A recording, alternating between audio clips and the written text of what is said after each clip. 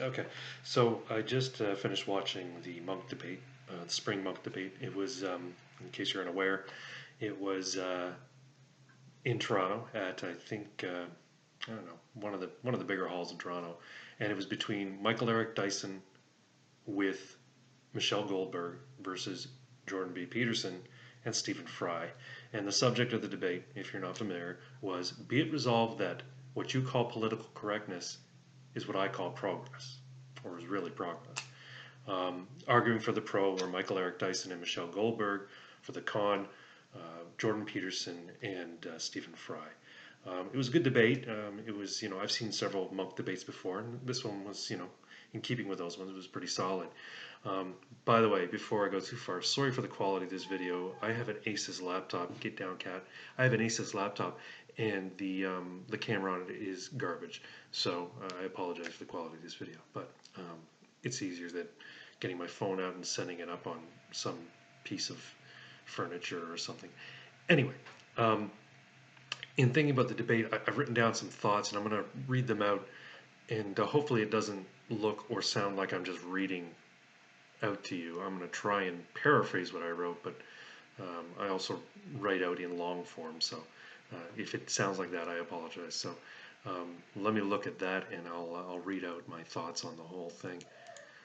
So what I found was that it was basically four conversations were being had, only one of which really dealt with the subject earnestly, and that was Stephen Fry. He was actually there to discuss the subject of political correctness, and he kept on point throughout the whole night, and he kept coming back to, hey, I wish we could actually talk about political correctness, because it did turn into politics. It did turn into, the subject of identity politics and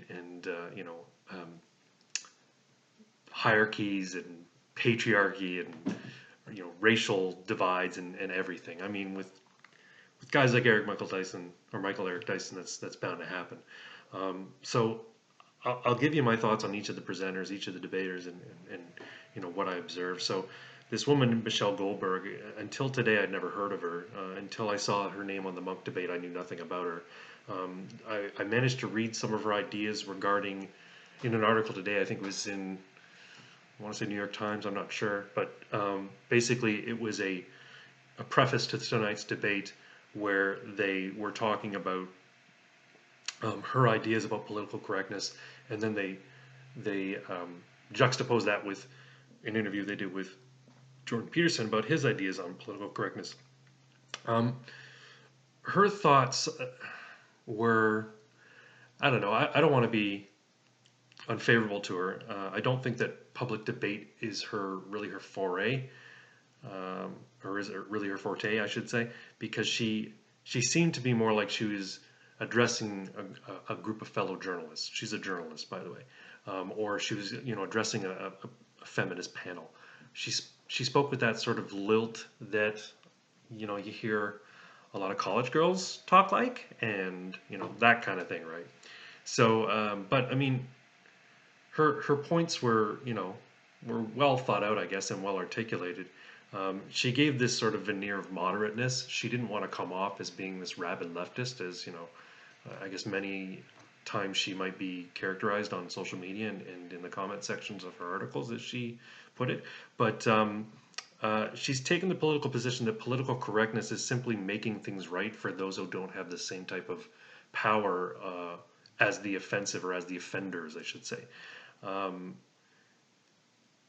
and for her, anyone who's offensive or anyone who offends is people who speak imprecisely, as most people who are proponents of political correctness, would attest. It's when you speak imprecisely or insensitively that you need to be called out on it, and that's probably, that's evidenced by her derisive comments about Trump. So as soon as she made her opening statement and started, dissing on Trump, I'm like, okay, I see where her politics lie, and that's going to color her entire commentary, and it's definitely set me up with a picture of her in mind.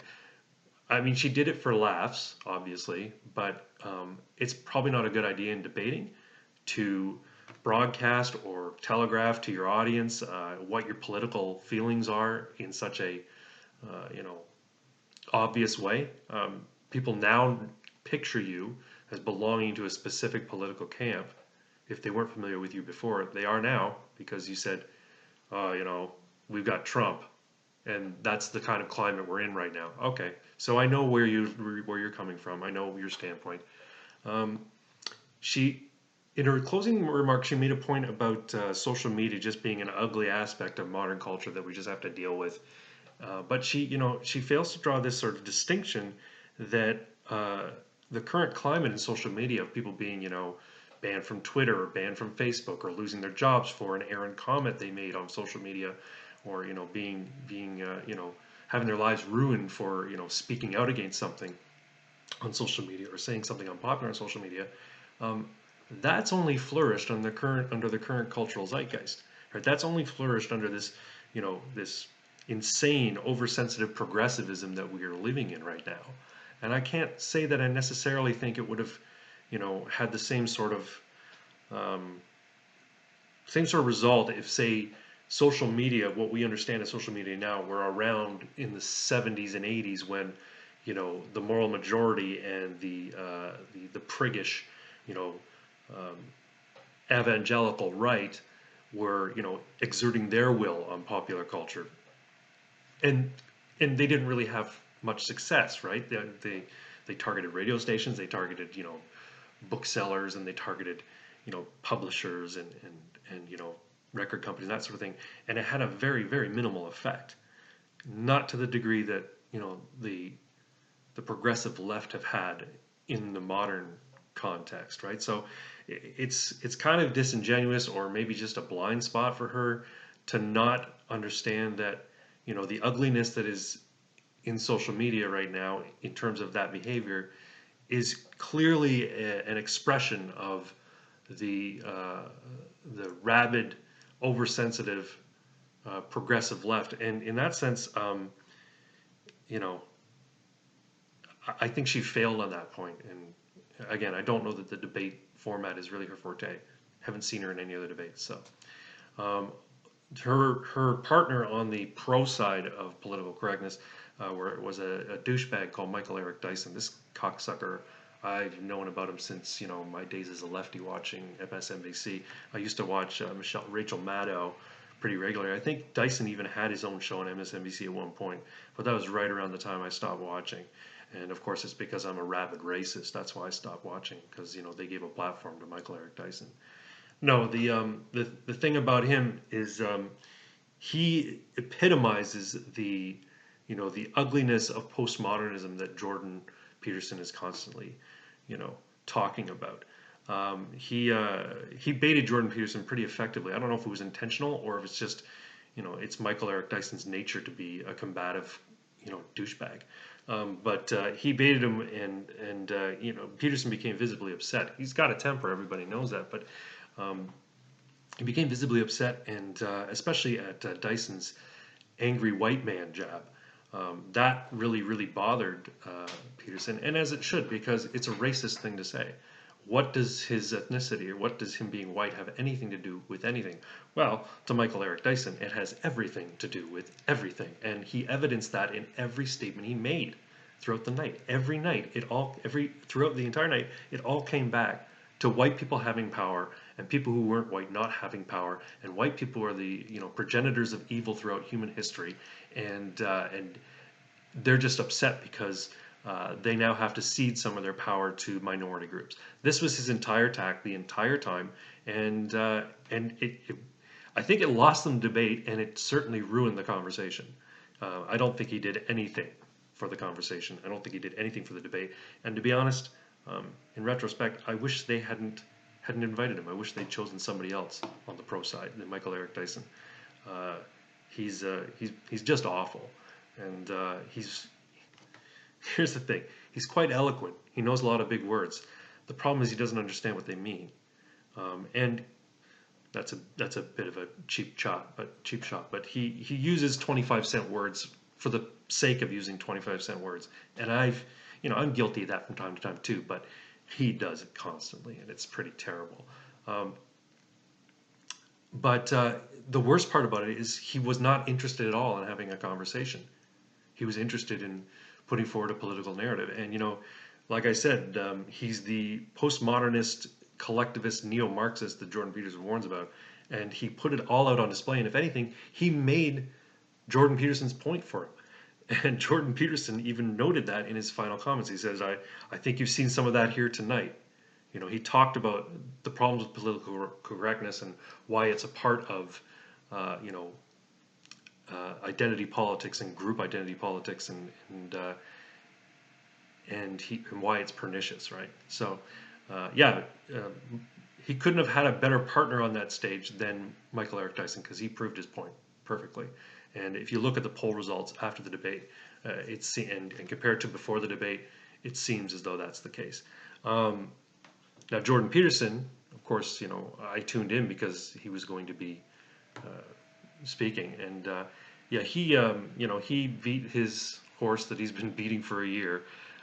You know, the evils of collectivism, leftist politics, you know, that sort of thing, and you know, he basically laid the yoke of political correctness along the neck of, you know, the left, and you know, the modern left in universities and the modern left in popular culture, and you know, maybe rightly so, because again, going back to the whole moral majority thing in the Christian evangelicals of the 70s, 80s, who were trying to exert their will, and who the left constantly bring up as a boogeyman in modern culture for, you know, their limited power. I don't think that at any point they were trying to tell people they shouldn't say certain words. You know, you could say that, I guess, their angle on, you know, there being a war on Christmas is kind of their equivalent to political correctness. They don't like it when people say Happy Holidays instead of Merry Christmas, right? But personally, I don't think that's an issue. That's a, you know, most people agree that in Christian nations, or traditionally Christian nations, you should say Merry Christmas at Christmas time. And at Ramadan, you say, you know, Happy Ramadan, or whatever hell it is you're supposed to say, or what have you. But yeah, I don't want to get too far off on a tangent, but yeah, I mean, the whole yoke of political correctness, the you know, the nastiness, or the bad aspect of political correctness, does really belong on the neck and shoulders of the progressives, and so that's what he was doing, right? He was basically saying, look, this is your baby, and you need to, you know, answer for it, because it causes real harm. Michelle Goldberg kept going back to, oh, it's just all about your feelings and how you feel bad about it, and how you feel bad about being, you know, left out or singled out for using, you know, speech that is not considered polite anymore. I'm paraphrasing, of course, but it's not about feelings. It's about, you know, actual harm that this type of language control does. And Stephen Fry touched on that, and, you know, drew connections to, you know, Orwellian thought, or Orwellian practices, or practices in, you know, 1984, having a parallel to the political correct movement of the last, you know, 20, 30 years, right? Anyway, on to Stephen Fry. He was fantastic. He was great. He's very eloquent. He's very well spoken, and he's charming. You know, when he's on stage and he's speaking, he's very charming. He's not demeaning. He's not arrogant. He's Stephen Fry. And if you haven't had a chance to listen to him speak, or watch his lectures, or see him involved in any of the debates, you know, take some time, search him out on YouTube, because he really is good. I don't agree with all his politics, but you know, who agrees with anybody's, you know, all their politics? But Peterson, at the end, when they were doing the post debate interview, you know, he gave him high praise, and I think it was well deserved. He was probably the best speaker, debater that night, purely for the fact that he made his points about the subject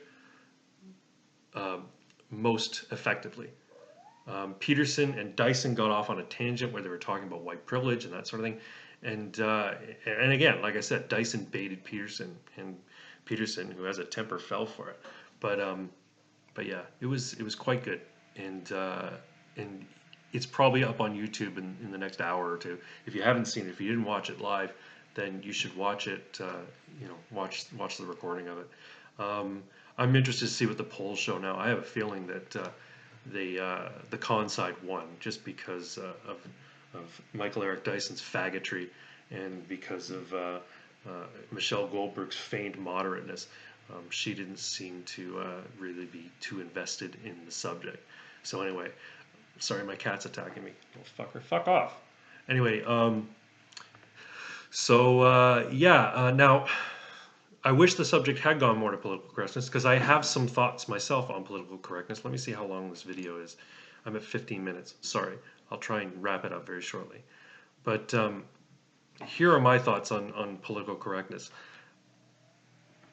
I view it as simply the attempt to curate speech by moral grandstanders. And I understand we have rules of conduct in settings. Certain types of speech aren't work appropriate. But in a casual setting, you know, that's when you find the progressive Puritans chime in, right? They're the ones who say you shouldn't say gay, or you shouldn't say retarded, it's offensive. Well, typically my response, what goes on in my head, depending how good a friend they are, I may be, you know, brutally honest, or I may be more measured, but my typical response is go fuck yourself, don't tell me how to speak.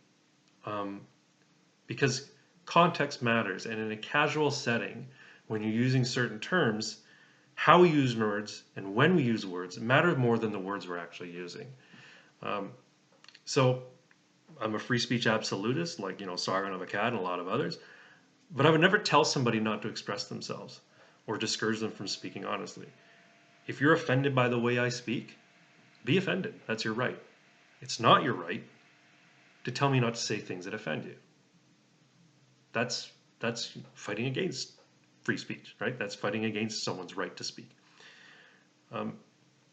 People now, and this is common, seem to think that the word gay can only refer to members of the homosexual community, and only with their permission, and only when being complimentary or accepting of their lifestyle. When I hear somebody describe something that I think is silly or lame, I'll sometimes say that's gay. You know, this is the kind of speech that I used when I was younger, because when I was first introduced to the term gay, that's what it meant. I didn't understand anything about homosexuality or gay people or the gay community or anything. Something that was gay was gay. It was stupid. It was lame. It was stupid. Anybody behaving in a lame or silly way, you know, that is worthy of ridicule, we call it gay. That's gay. Or a stupid rule that somebody brought down that you think, you know, you shouldn't have to follow because it doesn't really improve anything or make anybody safer. Like when they got rid of lawn darts. I can't believe they got rid of lawn darts. That was gay. I thought it was stupid. Anyway. So what I mean to say is that context matters. And only someone being deliberately obtuse to make a point would call me out for not using the word in the approved context. Same goes for the word retarded, right? You're not supposed to use retard as a pejorative, but it is a pejorative. You shouldn't call mentally handicapped people retarded because it's rude. I get that the same way I get you shouldn't call people nigger. It's a nasty thing to do. Now in online gaming, calling someone a nigger is the nastiest thing you can do, apart from telling them you're going to rape them or certain members of their family. But the context in gaming is not the same context as at a Klan rally, no matter how much the advocates of political correctness wish it were. So, to illustrate my point about context, think about what I'm about to say. If I say adore, what do I mean? What does adore mean? It could mean that I have an extreme fondness for someone or something, right? Adore, A-D-O-R-E. Or it could mean a portal in the face of a building. A door. Without the context of me explaining what I'm talking about, it doesn't mean anything. A door is just a two-syllable sound. But only in the broader context of what I'm talking about does it mean anything. My issue with the political correct types, the people who advocate for political correctness, is that they want to ignore context like a Scottish magistrate does. Not with any genuine good faith at coming to an understanding of the mind of the person or the ideas of the person they're talking with or engaging with. They want to employ it in discussion for political means. They want to shut down the way you speak, and they want to curate or curtail the way certain ideas or certain thoughts or the context of certain words. And that's my main issue with political correctness. It's a tactic. It's a sinister and cynical political tactic. It's used by people with an agenda or by those wishing to virtue signal on behalf of the oppressed. And that's why I oppose political correctness. That's why I don't like it. And again, going back, I understand that there's certain contexts when you shouldn't say retarded. You wouldn't walk up to, a kid with Down syndrome and say, hey, retard. Of course not. But if your friend does something stupid, it's completely reasonable to say, you fucking retard. That's my point. And I think that's Peterson's point too, right? I think that's the people who are against it. That's their point. People aren't free to speak and express themselves the way they want to. And it's all because of puritanical, obsessed virtue signalers. And I wish that had been drawn out a little bit more in tonight's debate. Anyway, I've gone on and on way too long. And let's see, it's 20 minutes now. This is a long video. Anyway, thanks for watching. Check out the Munk debate. It was really good. It was really enjoyable, except for Michael Eric Dyson. He really got under my skin. But yeah, watch it, enjoy it, and let me know what you think. Thanks. Talk to you later.